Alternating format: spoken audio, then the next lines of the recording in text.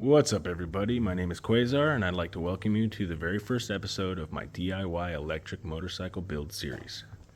Got a couple bikes that we're going to be working on here. This is a RXF. Already has a motor mounted. We will be doing a battery tray. The lower frame has already been added by my boy Electro Brap over there at Electro & Co. We have a Cr80. This one's going to get a frame up rebuild. We're going to paint the frame, polish all the aluminum, new plastics, new wear parts, bearings if necessary. This will be getting a QS120 mounted and a battery box. In this series, I'm going to be converting bikes to electric.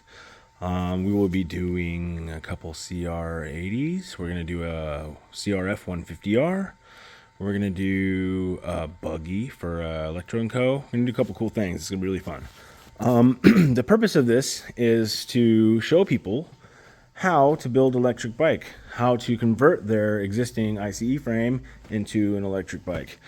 I'm going to take you through restoring it. I'm going to take you through motor mounting. I'm going to take you through battery placement, motor placement, battery box design, possibly battery design. We haven't decided on that one yet. Yeah, so the series is going to be fun. It's going to be informational. Those of you who know who I am and know my work, you're going to get to see how I do it. For today's project, we are going to be mounting a QS120 and a Cr80. It's not going to be easy. The 120 has really wide mounts, and it sticks out very far to the brake side of the bike, which is going to make it pretty difficult to center it. So instead of building a bolt-on kit for this, I'm going to weld tabs to the frame. We're doing this kit for Electro & Co. They want to test the 120 in something viable. So I'm going to get the motor mounted. I'm going to do a battery box. Really just a shell to hold the Electro & Co. battery box over there. Well, the Eon lithium battery sold by Electro & Co. It's just going to be a shell out of angle iron. The battery's going to slide in. It's going to have a lever that comes down with a little lock. That way it holds the battery in, and that'll keep it secure. I asked him if he wanted it fancy or functional, and he said functional. So we're going to use steel instead of aluminum, and we're going to just do, like I said, the shell for the frame to get the battery in there.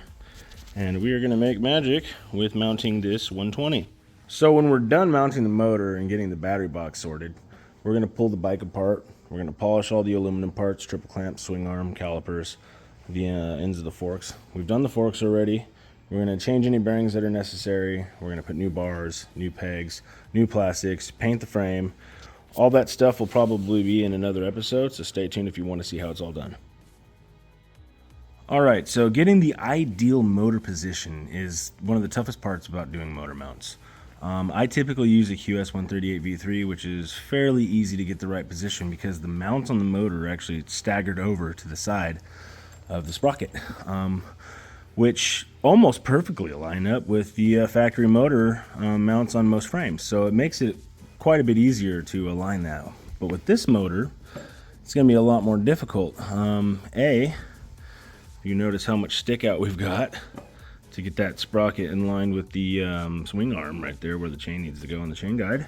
And if you look at the placement of the mounts and the offset, it's pretty far apart. That's not the real problem. It'd really be the bottom problem over here. You know, I usually take it off the swing arm bolt, but that's not going to happen over here. So what I've decided to do is do some tabs off the frame so we can get that lower mounted, and then I'll take something from these front mounts right here, take it to the top right here, so we can get that in place. This is a relatively low power build, so it's, you know, typically 2 mounting points is not my ideal situation, but it'll work out just fine. It won't have any issues with torquing the motor or anything like that, but I'm going to try and get this as low as possible. Otherwise, I don't think that our battery box is going to fit in there besides sideways, which I'm trying to prevent because I don't want it to stick out from side to side. So yeah, so basically the goal is we are going to try to get the motor as low as possible with the right chain alignment. So about right there with the swing arm bolt. Depending on the frame and the length of the swing arm, you're really going to want to check your alignment. I've done quite a few of these, so I pretty much have an idea of where the sprocket needs to be, especially when I'm using a new motor. I mean, that's pretty important. Yeah, but we're going to get the motor as low as we can, and we are going to hope that the battery box will still fit above in the direction that we want it, so we don't have to put it sideways. All right, so first order of business when we're trying to mount a motor and get it lined up properly, I like to put some foam, some paper, some rags, wherever you can, underneath the motor to try to get the sprocket alignment kind of where you want it. We want to go a little bit higher than that, but we've got a really good idea of where we want it to be in relation to the swing arm bolt and the swing arm pivot bolt here. Yeah, so just kind of pack some stuff under there, get the motor kind of lined up because it's not going to just sit how you want it to. And I'm going to come over here, get a general idea of where it's going to be, general idea. So on this QS120, what we're going to do is we're going to make some tabs. This is going to be a relatively low power build, so we're going to use 1/8 inch steel. Normally I'd use 3/16 steel if it's going to be steel, or 1/4 inch aluminum if it's going to be aluminum. Looks as if I did a tab here, I could weld it to the frame here, and then same thing with the tab over there. It could be, hold on, let me just zoom in here.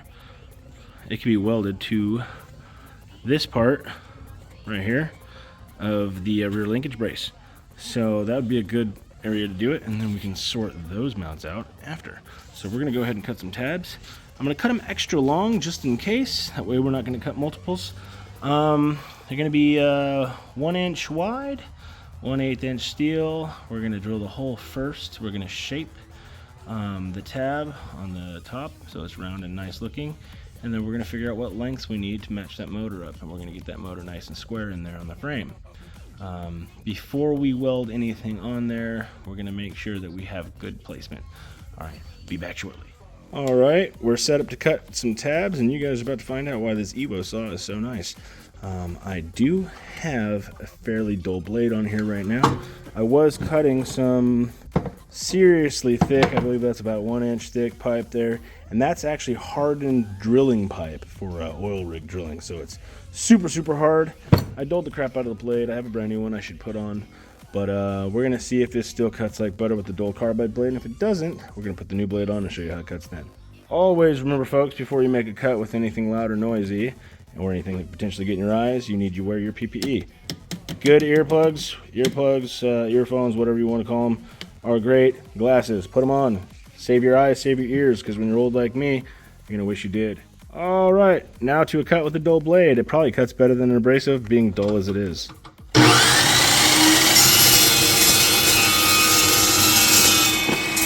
Yep, cuts like butter. And this is why we use an Evo saw. These saws are fantastic. They cut really good. It does leave a tiny little burr, but nothing the bench grinder can't fix. But it's always square. It's always nice. Yes, very good. All right, we're gonna come over here to the holy bench grinder, turn it on, and take the burr off. Again, PPE, very important.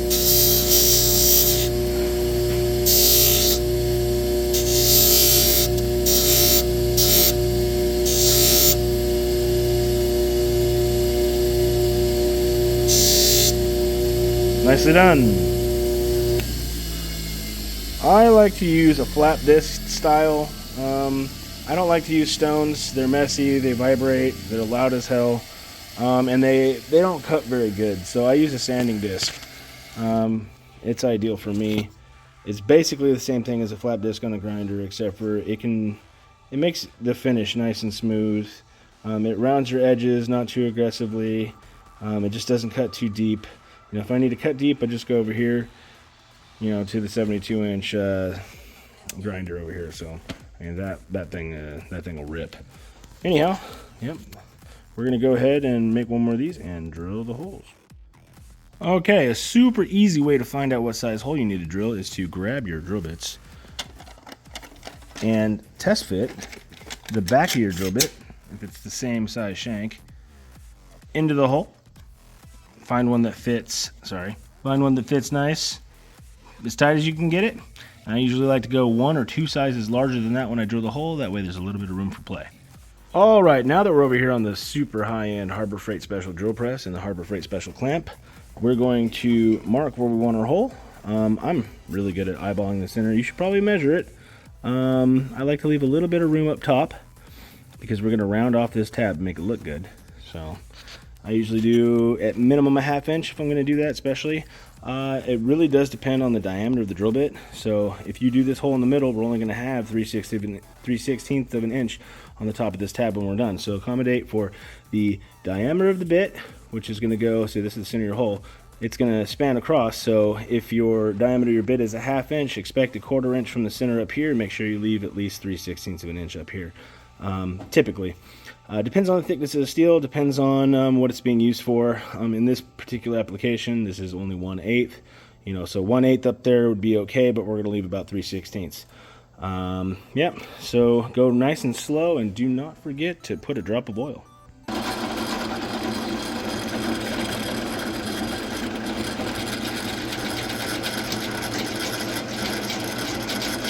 Always remember, when you're drilling with a larger bit, you always want to go a little slower than you would with a smaller bit. It's got more surface area to cut, and it takes more time. If it's a deep cut, make sure to pull up your bit and throw another dab of oil there. When you start to hear the chatter, that means slow down.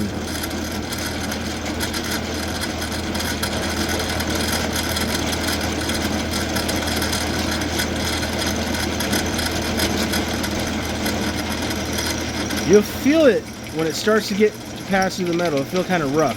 Slow down a little bit extra and let off the pressure. That way you don't pierce through too fast, because the drill bit will get stuck.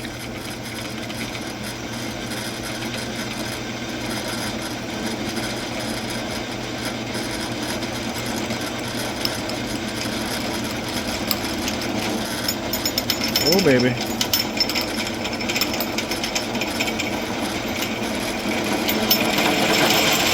Slow down right there. You heard the chatter? Pull it up, turn it off. If you have good bits and fairly good technique, better than mine, you can get some nice holes in here. But we've got enough material up top, we got enough material on the sides. The hole is fairly centered, so that'll do just nice. The other one,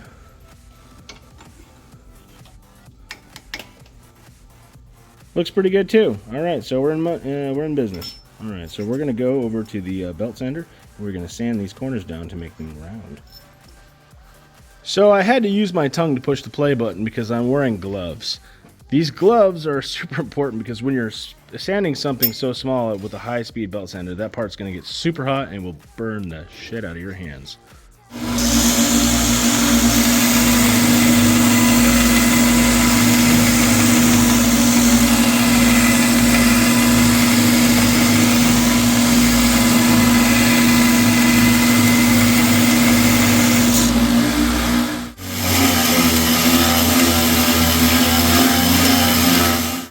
With a little time and a little patience, these things can turn out quite...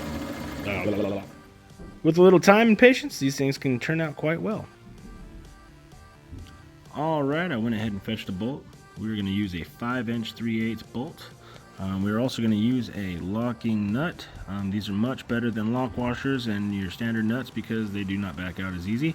The lock washers tend to compress, and after being compressed for a long period of time, they lose their spring and they no longer work. I like to use these because they last much longer. However, after 4 or 5 times of removing these and putting them back on, you might want to replace it because this will also lose its strength to lock the nut down. I seem to have lost my tabs because I'm ADD, and I'm gonna have to go find those before we continue. But you can see here we got about a 1/4 inch of gap for our tab, and we're gonna have a little tiny bit of stick out when we're done on each side. It'll probably be less than 1/8 of an inch, which will be fine. But I'm gonna go search for those tabs because I seem to have lost them already. Well, would you look at that? On my way from the belt sander to the bike, I put the tabs on the table. I don't know why I do this type of thing, but it always comes to bite me in the ass. All right, after finding the tabs, little test fit here. They seem to fit perfect. The hole size is good. A little bit of extra room for fitment, and that way it's not super tight fit in there, because it's really annoying when you have to pry things in and they don't fit. Makes it fit like butter when it just pops right in. When you tighten those nuts down, that will not move. Yeah, so it looks good. The bolt size is good, doesn't wiggle. So it's the right diameter hole. And now we're gonna go ahead and try to figure out where these tabs are gonna go. These are not going over here. They're going on the other side of the motor. I only put them here to test fit them and to show you guys that they fit nicely. All right, once I've got a sprocket position that I like, that's somewhat in line with the rear axle bolt, the swing arm bolt, what I've noticed is if you line up the axle bolt over here with the swing arm bolt, and then you want this slightly a bit lower. So if this were in line with that, the center of this would be about right here. I like to have it just a slight bit lower and as close as you can get to this bolt as possible. Remember not to go too close though, because if you decide to use a bigger sprocket, you won't have the room to do so. So that's the spacing I like on a pit bike or a mini style. That's a 15 tooth sprocket. I run up to 18 tooth. Just really depends on what we're doing and what kind of gearing we've got going on. That being said, I like that spacing. That's preferable for me. I don't know how we did it, but it just so happens that the tabs are the right length the first time. It's kind of a mystery. It happens from time to time, and I never am in disagreement with it. Anyhow, next step. Another really important alignment is the alignment from the Another really important alignment is the alignment from the front sprocket to the rear sprocket. If you're doing a used bike or you have a used chain slider, it's really helpful because it's always going to have this groove right in the middle where the chain slides in. A brand new one won't have that groove because the chain hasn't worn it yet, but you can use that to line up your sprocket. You'll notice that mine is about 2-3 millimeters off. I'll appropriate that later, but it's a really good way to do your alignment. So if you're doing a bike, don't start putting new parts on it just yet, because you'd be surprised what you can, how you can use these guys to help you do other things. Okay, that was retarded, another blooper. Alright, now we've revised. We've got a fairly decent alignment I think I like. Everything looks pretty square inside there. I shortened the tabs a little bit. This is what you're going to need to do. That's why we start with longer tabs. They weren't perfect after all. Anyhow, I shortened them to lower the motor just a tad bit because it's got a better alignment that way. I like the sprocket low anyhow. It's better than high because it throws off the geometry of the swing arm. But the biggest thing is the 21S 8P Electron Co battery needs to fit in there. Now, with the alignment that I have and the lower motor than it was, it's only about 5 millimeters lower than it was before. I can fit this battery in sideways, and the thin side, the thinnest part of the battery will go under the tank this way, front to back. That means that the battery's not going to stick out at all, which is ideal. That's how I build mine when I build my batteries. I build them in that fashion so it fits in there perfect. With this 120, there's plenty of room. This pack is a little bigger than what I normally build. It's also 21S, so you know there's an extra 20 cells in there. Or, damn it. It's also 21S, so there's a few extra cells in there. Alright, so let's get back to it. I'm going to check out these mounts up here, and I may tack these. I like where they're at, so we'll see. Alright, so we're going to tack weld these motor mounts on here. A few tips on welding. I'm running a Millimatic 211. Fantastic machine. It has auto set, so you don't have to play with the speed of the wire and the power individually. It kind of just does its thing. It's a fantastic welder. Clean gas is super important, and before I start a weld, I like to let the gas start flowing a little bit, and then I'll come take some welding pliers and I'll cut the tip of that off. We'll get to that in a moment. The second thing, get a good hood. If you get a Harbor Freight Special, you're not going to be able to see very well out of it. You need to pay some decent money. Get yourself a good hood. If you can see, you can weld much better. I've tried to teach a lot of people how to weld, and one of the biggest issues was that they had their own hoods and they could hardly see out of them, so they couldn't really see where they were going. Next tip. With welding, you need to make sure everything's clean. I just took a wire weld to it. I'm welding right there. Those factory welds look horrible. I'll make it look pretty. But you know, get most of the crap off there. That way you get good penetration, good adhesion without too much contamination. Something like this, just like a tack weld, it's not that big of a deal. I'll come back and clean it later before I finish it off. Alright, be back in a moment. Alright, so before you start going crazy with the welder, just throw a tiny little tack weld on there, just enough to hold the motor in place so you can check, make sure that it's aligned properly. Make sure the top of your sprocket is aligned with that groove on the chain slider. Make sure that the top of your sprocket aligns nicely with your rear sprocket. You want to make sure that all that's lined up nicely before you do anything more. I do one tack weld at a time. That way you can guarantee and ensure that everything's lined up nicely. Alright, that looks good. Now we have confirmation that the battery box will fit inside the space. We just need to make some rails or a tray for this battery box to slide in and out of. I could make this hot swappable, so we'll see where we're going to go with it. It looks like down here, if we incorporated the mount on the front into part of the battery box tray, that would be the best idea. We don't have a lot of room in that top corner right there to mess around. However, we could tilt this forward, which would bring that back. If need be, we could take this gusset right here out of this. I've done that on many of these builds. It doesn't affect the frame or anything like that. I know it's there for a reason, but it's not absolutely a fundamental part for the structural integrity of the frame. It'll be fine, and we can gain about an inch, which is really good. Sometimes you need it, sometimes you don't. In this case, we may not need it, but typically I do that because the bigger the battery, the longer the range, and the cleaner it looks if it's in there right. So we're gonna move forward. Everything looks good. See, just a little tack weld. And by the way, a piece of advice here: make sure all of your mounts are tack welded on before you solidify anything in stone. You do not want to finish welding those before we get this all done. We want to get everything tack welded in.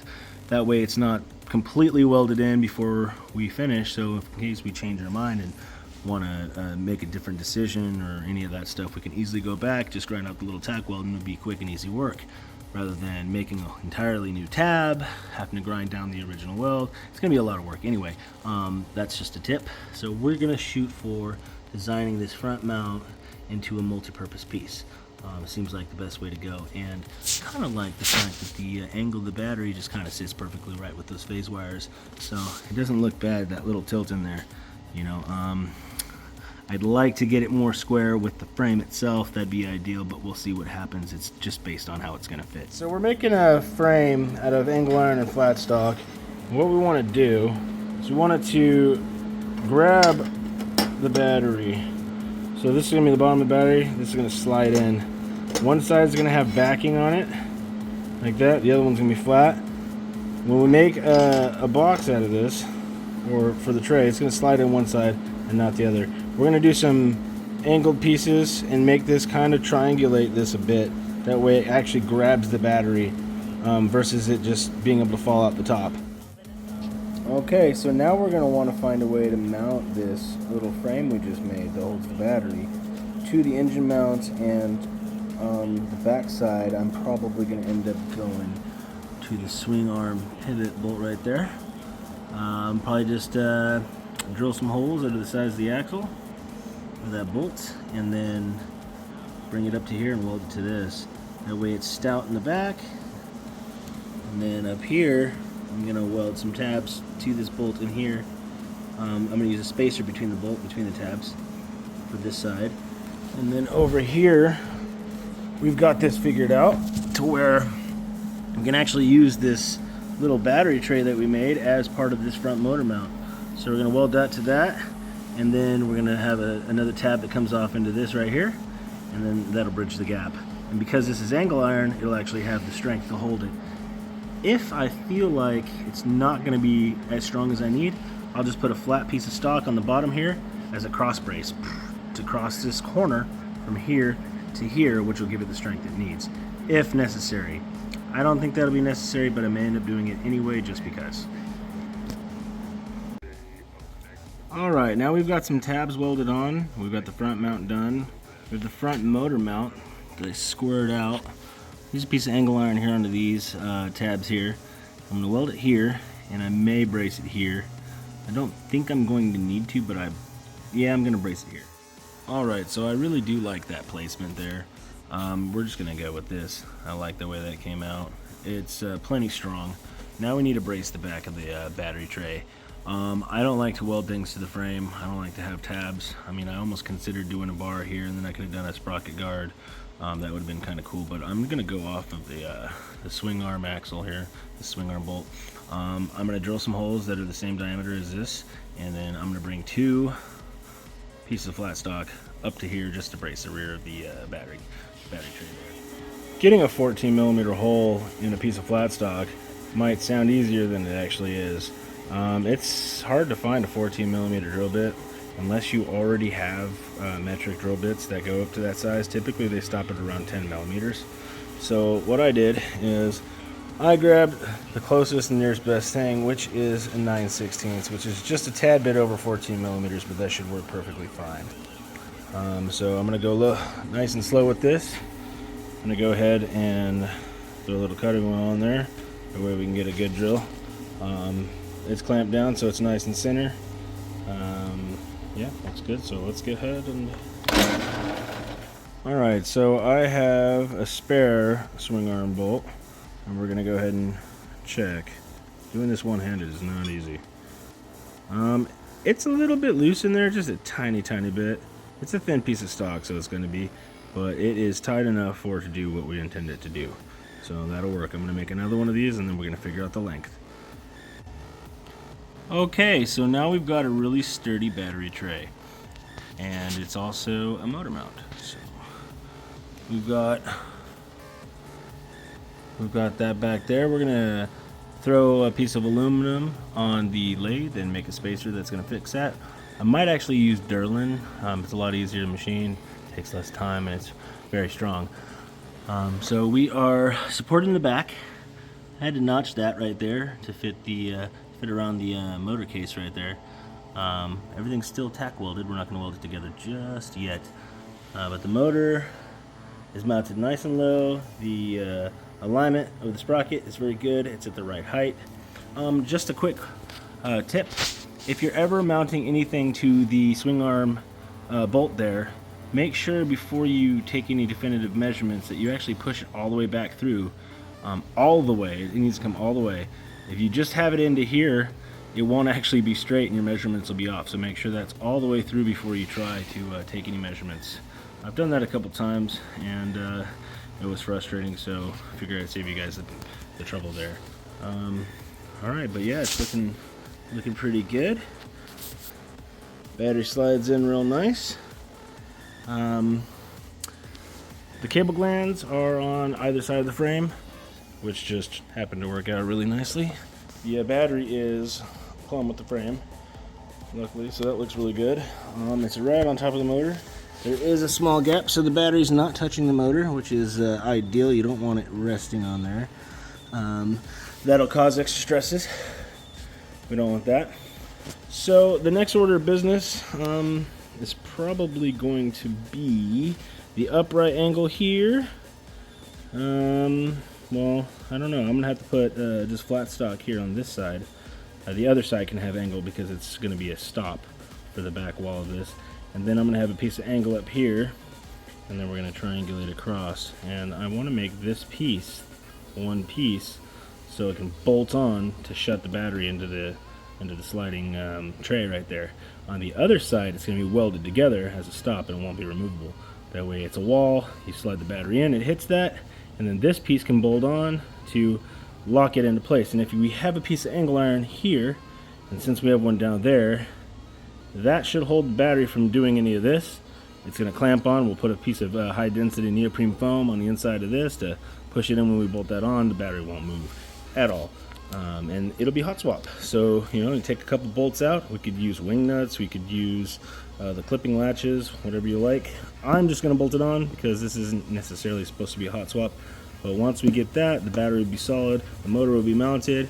Then we can check chain alignment and start stripping down the frame and polishing aluminum and restoring the bike, because this one is going to be a full restoration minus the seat. The customer has the seat. He didn't have a tank, so I have a tank. I'm going to supply him. But all the aluminum is going to be done. We're going to paint the bike, new plastics, new grips, all the fun stuff. The only thing that's not going to be touched is the wheels. I will take some Scotch-Brite to the spokes for them, but those wheels are fairly toast. This is for a young man, so I don't think that's going to be that big of an issue, but it will be pretty when we're done. All right, so far so good. We got the upright part of the battery tray. It's all tack welded together. Use a nice little piece of fiberboard there to keep any splatter off the battery box. We got this corner here notched out nicely with the angle iron right there. So got a nice corner, looks good. Got it notched out here too to fit the bill here. So what we're gonna do, the very last piece, we're just gonna do a piece of flat bar that just stretches right across the back here. And what that'll do is, because this has a lip here over on this side, that has a lip there. With that crossbar there, this battery won't be able to do any of this. And it won't be able to move in and out because the other side, we're going to put another one that's removable, which will clamp it together. Again, we'll have neoprene foam on both sides to clamp the battery, and this lip right here will stop the battery from doing this. All right, guys, I think I'm about done for the day. But if you like what you saw, hit that subscribe button, like and share with your friends. What's up, bud? Yeah. Anyway, tomorrow, we're going to be doing the other side of the door, the part that comes off that holds the battery in. We'll be stripping the bike down and polishing up some of this aluminum. Until next time, take care.